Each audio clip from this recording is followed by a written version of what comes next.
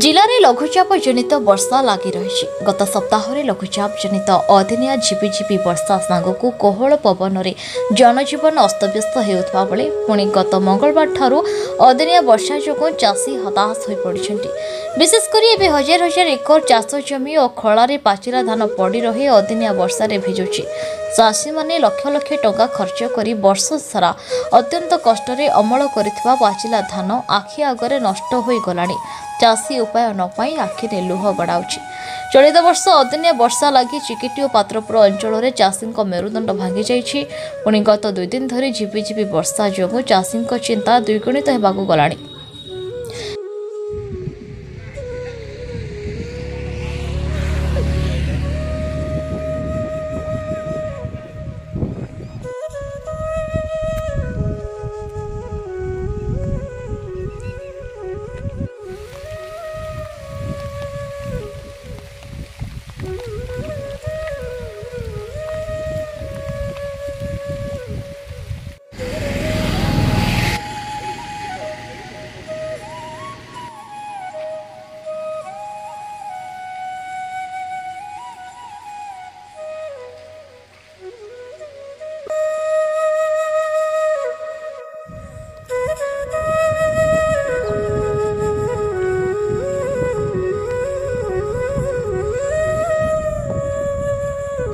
मोर Chikiti block Chandpur panchayat सुंदरडा ग्राम मु गोटे चाषी मो ना हूँ चंद्रशेखर रणा।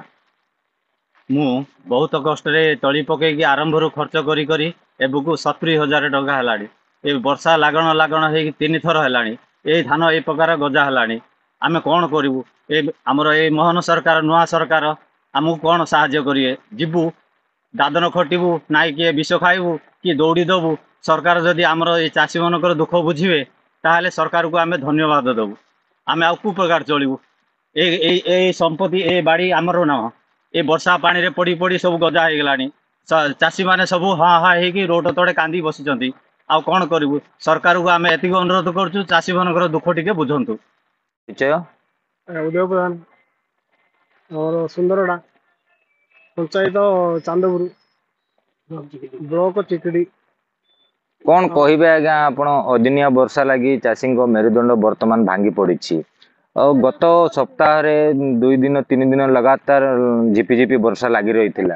पुणी 2 दिन गैप पर आज गत काली ठारू पुणी वर्षा आरंभ होइछि। कौन कहबे? सब नष्ट होगा आज्ञा कौन करूँ? आम एटा जदि मंडी जदि नब बोले चलू नाई बोले आम आम बड़ कष्ट चलू। बाकी पत्र आनिकी एटा आवेदन करूँ आ से सब जगह तो बाकी सुझू ना ना पिला कुटुंब खाइबे। आ कौन करूँ आज्ञा? आम तुम टे साहय कर बोले आम रू ये ना बाहर कौन जीव आ कौन करूँ? चाष हाँ चाष बास छाड़ी जीव जमी बाड़ी किए चाष कर आज्ञा? आम तो ऋण बाड़ी कर चलू किपरि? सरकार जदि आमको टिके न चाहे आम आउ कौन करूँ? सर गत सप्ताह अदिनिया वर्षा लगी चाषी मेरुदंड भांगी पड़ता। पुणी 2 दिन वर्षा छाड़ा बेले कि माने चाषी मैंने टिके ये भितर पुणी अदिनिया वर्षा आरंभ हो गला। कौन कहबे? निश्चित भाव अत्यंत संवेदनशील घटना। कारण दैवीर खेल पूरा चाषी कूल को बर्बाद करदेला।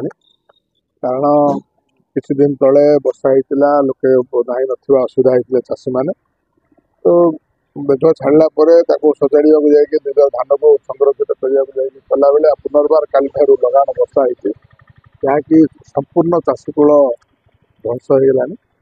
तेणु से समस्या सहित आम से जो दुख से जो असमय अच्छी से असमय आम चाषी कूल सहित ठिया। कारण जेहेतु कि मुझे चाषी परिवार आसी चाषी मान समस्या केते कष्ट पड़ी धान कराइला धान आदाय कर घर को आनला जो प्रकार नष्ट होगा तो निश्चित भाव में कथा सहित मुझे सामिल हो।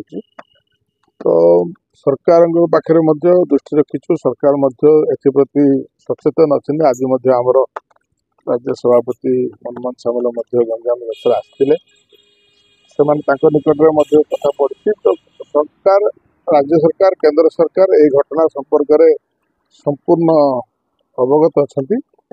तो आमर कथा रोचे सरकार पाखे जे एफेक्टिव मान कोहल होमिति समस्त धान किपरि यदि मंडी स्तर में जमी सब धान कौन प्रकार मानदंड न रखी धान किपरि नियाजिव से उपरे सरकार दृष्टि रखिले निश्चित भाव में चाषी कूल उपकृत हेबे।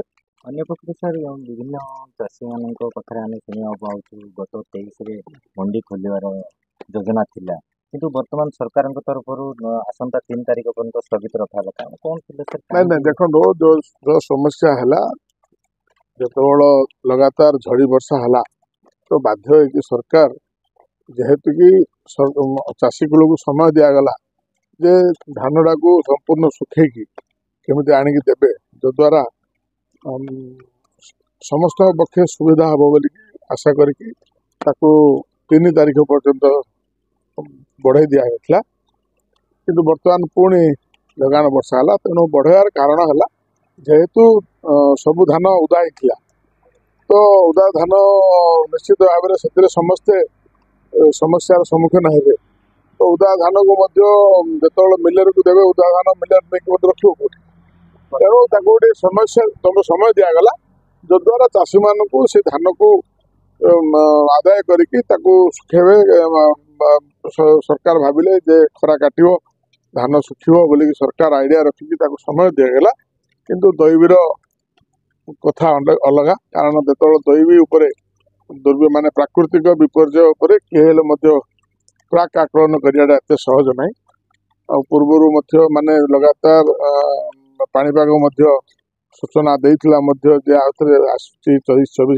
वर्षा आछि बोली कहउतिला मध्य तो से अर्थरे वर्तमान 24 आउथरे हेची आउरी आगुको हबो बोली मध्य गोटे सूचना आसुची तेणु कोठी ना कोठी चाषी कूल संपूर्ण हताश हो गले तो जते जो धान वर्तमान वर्षा छाड़िला परे जो धान चाषी रहिबो से धान को जेमिति कौन सी प्रकार एफेक्टिव मानर मानदंड किसी न रही जमी समस्त धान जेपरी संगृहित हो पार चाषीर से उपरे सरकार जो दृष्टि देवे निश्चित भाव में चाषी कूल किसी मात्रा उपकृत हेबे भाव में कारण देखो देखो प्रायतः बहुत लोक चाष जमी काटी देते किसी लोक कलई पड़ी बिलरे आ किसी लोक गदा गद करदे जो मैंने गदा कर से धान गदार पानी पशि जाइए गजा हो गला किसी लोक जो मैंने पानी पड़ता वर्षा छाड़ा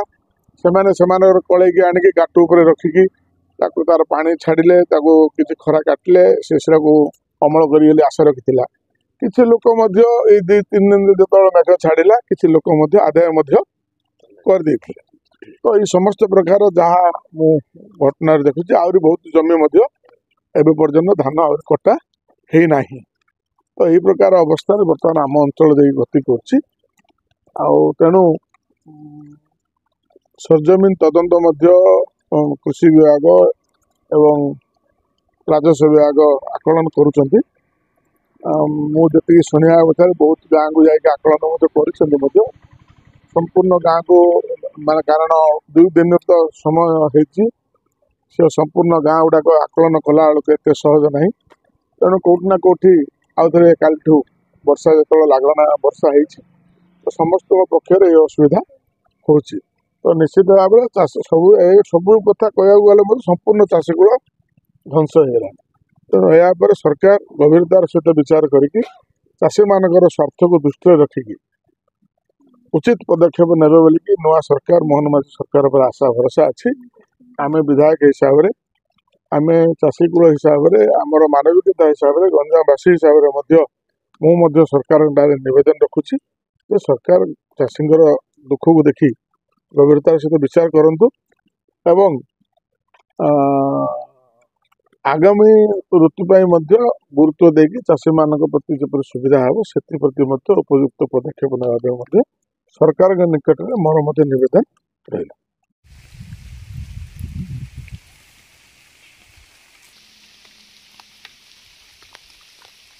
गंजाम जिकेटी संतोष कुमार प्रधान का रिपोर्ट न्यूज उपांत खबर।